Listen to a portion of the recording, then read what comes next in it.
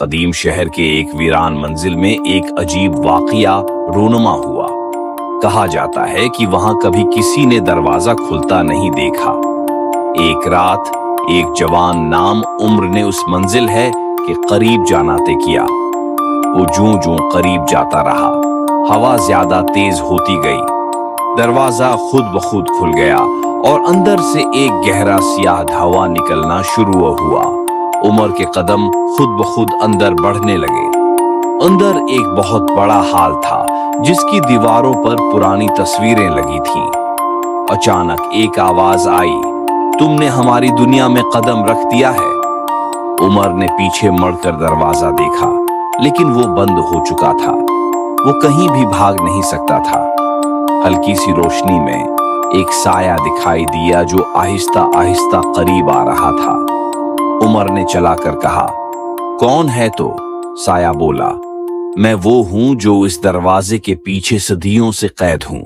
اب تو بھی اس جگہ کا ایک حصہ بن چکا ہے۔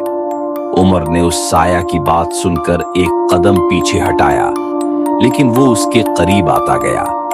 دل تیزی سے دھڑک رہا تھا اور پوری جگہ پر سرد ہواؤں کا رقص جاری تھا۔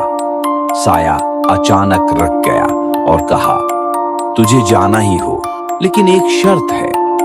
عمر نے حیرانی سے پوچھا، کون سی شرط؟ سایہ بولا، اس محل میں کچھ ایسا چھپا ہوا ہے جو کبھی باہر نہیں نکلا، تجھے اسے لانا ہوگا۔ عمر نے خوف کے باوجود سر ہلا دیا، کیونکہ وہ یہاں زیادہ دیر نہیں رہنا چاہتا تھا۔ سایہ آہستہ آہستہ غائب ہو گیا اور جگہ پر ایک بحری نشان ابھر آیا۔ عمر نے اس نشان کو چھوا۔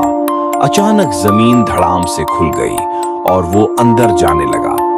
جب اس نے اندر آنکھیں کھولیں، وہ ایک تاریک کنواں میں تھا جہاں صرف ایک چمکتا ہوا شیشہ دکھائی دیا۔